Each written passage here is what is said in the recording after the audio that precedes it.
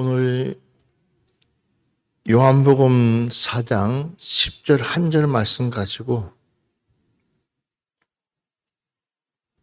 하나님의 선물이라는 제목을 가지고 저와 여러분이 은혜를 받았으면 합니다. 사람은 누구나 선물을 싫어하는 사람은 없습니다. 뭐가 됐든지 선물은 기분을 좋게 하고 또한 기분을 즐겁게 하고 그 사람의 마음을 움직이는 것이 곧 선물입니다. 선물도 다양한 종류들이 있습니다. 또 그에 걸맞게 선물을 줄 때에 그 선물이 어떨 때는 이게 빛이 날 수 있고 또 어떨 때는 그 선물이 파묻힐 수도 있습니다. 타인과 또한 시간과 모든 것들이 다 일치가 돼야지만 그 선물은 주는 사람, 받는 사람 서로 기분이 좋을 수도 있습니다. 그러기에 우리는 이 선물이라는 것은 또 함부로 줘서도 안 되고 또한 이 선물이라는 것은 어떤 특정인에게 주는 것이 아니라 나와 관계가 되어지 있는 사람들에게 주는 것이 선물입니다. 선물을 잘못 줬다가는 또 요즘 시대는 큰일 날 수도 있습니다. 준다고 덥석 받았다가도 문제가 되어질 수도 있습니다. 그렇기 때문에 이 선물이라는 것은 한편으로는 좋으면서도 한편으로는 또 한 번 정도 생각하게 만드는 것이 곧 선물입니다. 오늘 이 수가 쓴 여인에게 하나님은 놀라운 선물이라는 것을 주기 위해서 평상시 가지도 않는 그 길을 택하여서 직접 찾아가시는 우리 예수님의 모습을 한 번 정도 생각해 보시기 바랍니다. 왜 많고 많은 마을과 많고 많은 동네와 또 많고 많은 사람들과 또 많고 많은 것들 중에서도 이 수가선 이 여인을 우리 주님이 택하였을까? 그리고 또 이 여인에게 왜 이토록까지 마음을 품고 마음을 가지고 있었을까라는 생각을 해보곤 합니다. 오늘 말씀처럼 이 여인에게 내가 말하니 하나님의 선물과 또 내게 물 좀 달라 하는 이가 누구인지를 알았더라면 이 여인 역시도 당스러울 수밖에 없고 황당할 수밖에 없고 생각지도 않는 웬 낯선 남자가 그것도 말조차도 섞지 않는 유대인이라는 사람이 자기에게 찾아와서 물 좀 달라고 할 때에 당연하게끔 이 여인으로서는 당연한 반응을 보일 수밖에 없었고 당연한 말을 할 수밖에 없었을 것입니다. 그런데 우리 주님은 뜻밖의 말씀을 이 여인에게 합니다. 너가 하나님의 선물과 또 내게 물 좀 달라는 이가 누군지를 알았더라면 여러분 우리가 인생을 살다 보면 여러 일들을 접하고 만나고 또한 인생을 살다 보면 여러 난관들에 부딪힐 수도 있고 막 다를 수도 있고, 또한 그 때문에 좌절할 수도 있고, 그것 때문에 때로는 본인 스스로가 기뻐할 수도 있고, 여러 형태의 일들을 우리가 접할 수 있습니다. 그 일들을 통해 가지고 어떨 때는 왜 나에게 이런 어려운 문제들이 닥칠까? 왜 나에게 이런 행복이 찾아올까? 왜 나에게 이런 슬픔이 찾아올까? 하면서 여러 갈래의 생각들을 하곤 합니다. 그렇지만 저와 여러분이 깊이 생각해야 될 것이 왜 이런 문제들이 나에게 왔을까? 왜 이런 일들이 나에게 생겼을까? 한 번 정도 생각하면서 그것을 피하는 것이 아니라 도리어 그 문제를 가지고 우리가 한 번 정도 내 자신을 돌아보면서 그것이 도리어 나에게는 큰 선물이 되어질 수도 있고, 때로는 그것이 나에게 큰 기쁨이 되어질 수도 있고, 내가 깨닫기만 한다면 도리어 감당하지 못할 만큼의 하나님의 은혜가 나한테 임할 수도 있다는 사실을 믿으시기 바랍니다. 선물도 여러 가지 종류가 있듯이 하나님이 우리에게 주신 그 선물이 과연 무엇이냐는 거예요. 이토록까지 찾아와서 이 여인에게 주고 싶은 그 선물이 무엇이겠냐는 거죠. 하나님께서 여러분들에게 주고 싶은 선물이 있다는 거예요. 오늘 이 시간 그 선물을 받으시기를 주의 이름으로 축원합니다. 하나님이 주고 싶대요.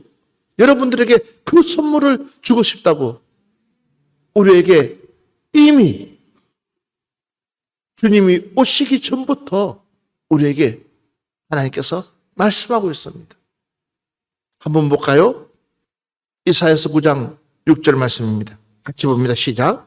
이는 한 아기가 우리에게 낳고 한 아들을 우리에게 주신 바 되었는데 그의 어깨에는 정사를 메었고 그의 이름은 기묘자라 모사라 전능하신 하나님이라 영존하시는 아버지라 평강의 왕이라 할 것입니다. 자, 우리에게 오실 그분이 누구냐는 거죠. 바로 메시아라는 거예요. 이 여인에게 찾아간 그분이 누구냐? 바로 메시아라는 거예요. 그 여인이 깨닫고 난 뒤에 물동이로 버려두고 난 뒤에 한번 와보라는 거예요. 왜? 이 땅에 이곳에 지금 누가 왔느냐? 메시아가 왔다는 거예요. 오늘 여러분 이 메시아를 만나시기를 주의 이름으로 축원합니다. 여러분들 만나야 됩니다. 만나야지만이 우리는요 그 선물의 의미를 알 수 있어요. 그 메시아 오시기도 전에 이 말씀으로 우리에게 무엇을 예언해주고 있는 거예요. 할렐루야. 예언해주고 있다는 거예요. 우리는 저와 여러분은 선택받은 사람인 줄 믿습니다. 우리는 하나님께로부터 선택받은 사람. 그렇다면 우리는 그 메시아가 나의 왕이 되어야 될 줄 믿습니다. 나의 왕이 되어야지만이 그 선물의 가치를 알고 내 삶의 변화가 일어날 수 있다는 사실이에요. 무엇을 먹을까, 무엇을 마실까, 무엇을 입을까가 중요한 것이 아니라 도리어 그 메시아를 알게 되면 먼저 그의 나라와 그의 의를 구할 수 있는 동기부여가 될 수 있다는 사실을 믿으시기 바랍니다. 자꾸만 우리는 그 선물의 의미를 모르니까는 자꾸만 내 스스로를 포기하게 돼요. 그것이 누구냐? 사단 마귀예요. 귀한 선물을 가치를 모르게끔 만들고 가치를 떨어뜨리게 만드는 것이 사단마귀라는 거죠. 그것이 바로 하나님의 은혜예요. 은혜. 은혜가 떨어지면 떨어질수록 하나님과 멀어질 수밖에 없어요. 예배를 멀리합니다. 기도를 멀리합니다. 찬양을 멀리합니다. 더군다나 교회 나오는 것을 더 멀리합니다. 훈계 듣는 것을 멀리합니다. 권면 듣는 것을 멀리합니다. 다 멀리해요. 왜? 귀찮으시니까. 여러분, 우리가 하나님께로부터 받은 선물은 최고로 수준이 있는 참 좋은 선물이지만 이것을 관리할 줄 알아야 됩니다. 그 관리가 뭐냐? 부지런히 하나님의 성전에 와서 하나님의 은혜를 받는 것입니다. 그렇지 못하면 결국은 물이 부족해서 말라 삐뚤어지고 말라 죽고 견디지 못하는 것처럼 아무 소용이 없다는 사실입니다. 이미 하나님께서는 우리에게 이 선물, 이 메시아를 보내주겠다고 그런 어떤 분이시냐는 거예요. 이미 우리에게 보내줬고 이미 우리는 그분을 영접하고 그 선물을 지니고 사는 줄 믿습니다. 그렇다면 우리는 그 선물을 가지고 있는 저와 여러분으로서 어떤 삶을 우리 스스로가 살아야 되겠습니까? 한번 보겠습니다. 다시 한 번 더 보겠습니다. 이사야서 49장 6절부터 8절 말씀 한번 보겠습니다. 그가 이르시되 내가 나의 종이 되어 야곱의 지파들을 일으키며 이스라엘 중에 보존된 자를 돌아오게 할 것은 매우 쉬운 일이라. 내가 또 너를 이방의 빛으로 삼아 나의 구원을 베풀어서 땅끝까지 이르게 하리라. 이스라엘의 구속자, 이스라엘의 거룩한 이이신 여호와께서 사람에게 멸시를 당하는 자, 백성에게 미움을 받는 자, 관원들에게 종이 된 자에게 이같이 이르시되 왕들이 보고 일어서며 교관들이 경배하리니 이는 이스라엘의 거룩하신 이 신실하신 여호와 그가 너를 택하였음이니라. 여호와께서 이같이 이르시되 은혜의 때에 내가 내게 응답하였고 구원의 날에 내가 너를 도왔도다. 내가 장차 너를 보호하여 너를 백성의 언약으로 삼으며 나라를 일으켜 그들에게 그 황무하였던 땅을 기업으로 상속하게 하리라. 아멘. 믿으시면 아멘 합시다. 믿으시면 아멘 합시다. 이런 좋은 선물을 하나님께서 우리에게 100% 주시겠다고 약속하고 있습니다.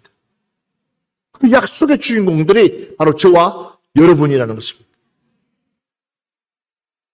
은혜 안에 들어와야지만이 우리는 이 약속을 받을 수 있습니다. 그러려면 우리의 신앙이 회복돼야 되고 우리의 믿음이 회복돼야 되고 하나님 중심, 예배 중심, 기도 중심, 찬양 중심이 돼야지 우리는 이것들을 내가 소유할 수 있다는 사실. 여러분, 하나님의 은혜는 누구에게 주어질 수 있다는 사실. 어떤 특정에게만 주는 것이 아니라 하나님의 은혜는 누구든지 다 줄 수 있다. 그리고 다 받을 수 있다. 그렇지만 더 중요한 것은 그 은혜를 누가 소유할 것이냐는 거예요. 누가 내 것으로 소유해서 그것이 나의 힘이 되고 나의 반석이 되고 나의 능력이 될 것이냐는 거예요. 믿으시면 아멘 합시다. 그러니까는 이걸 알게 되면 여러분, 그래서 하나님 오늘 이 말씀 한번 다시 보세요. 8절 말씀 보겠습니다. 여호와께서 이같이 이르시되 은혜의 때에 내가 내게 응답하였고 구원의 날에 내가 너를 또 내가 장차 너를 보호하여 너를 백성의 언약으로 삼으며 나라를 일으켜 그들과 그 항무지에 하였던 땅을 무엇으로요? 하게 하리라. 기업으로 상속하게 하리라. 아멘. 하나님 말씀은 떨어지는 법이 없습니다. 그런데 도대체 우리가 이 하나님의 이 선물을 몰라서 그런 거예요. 하나님의 은혜를 몰라서 그런 거예요. 1 더하기 1은 2예요. 간단한 공식이에요. 1 더하기 3은 4예요. 10 더하기 10은 20이야. 이거는 누구나 부인할 수 없는 거예요.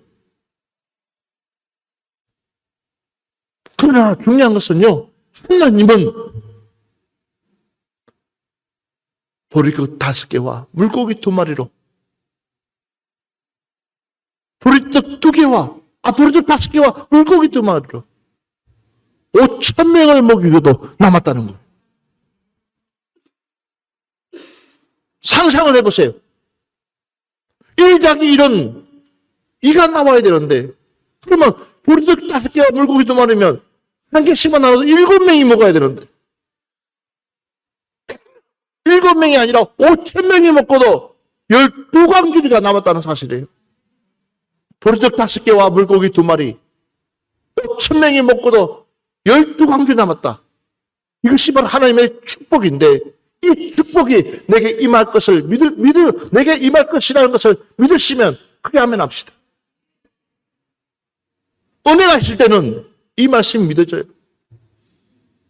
그러나 은혜가 떨어지면 이 말씀이 내 삶과는 상관없는 삶이 되는, 바로 이걸 선물인데, 하나님의 선물인데, 하나님의 이 선물을 봐보세요. 아무것도 없이 이스라엘 백성들이 애굽에서 나와서요, 그냥 아무것도 없이 그냥 나가라니까는, 너희들이 보물 가지고 너 보아가지고 너희들 필요한 것도 간단하게 챙겨서 나가라고, 따라오라고. 간 곳은 강야였어요.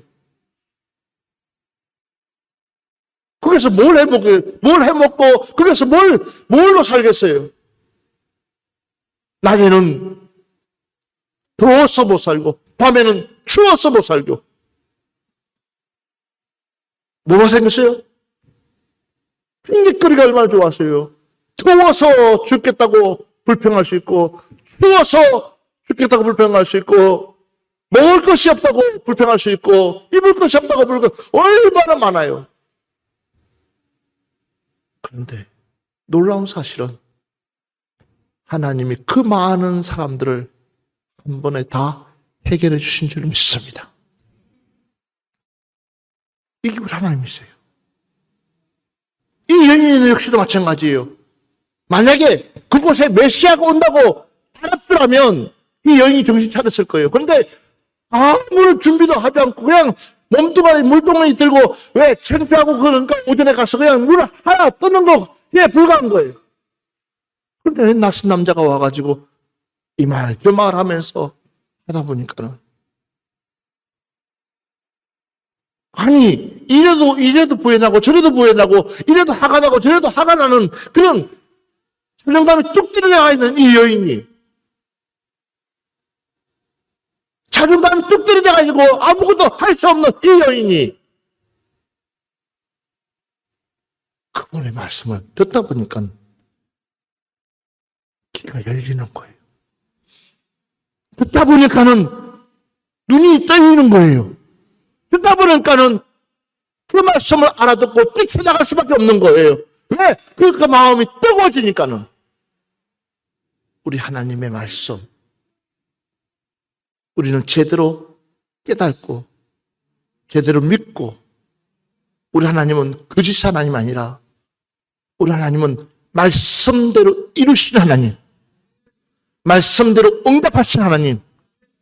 하나님은 능력이 부족해서가 아니라 능력이 많으신 하나님. 할렐루야. 적어도 우리가 하나님의 그 은혜의 선물을 조금이라도 깨달을 수만 있다면 우리는 이대로의 믿음으로서는 안 된다는 사실이에요. 좀 더 우리의 믿음을 세워나갈 수 있는 여러분들 되시기를 주의 이름으로 축원합니다.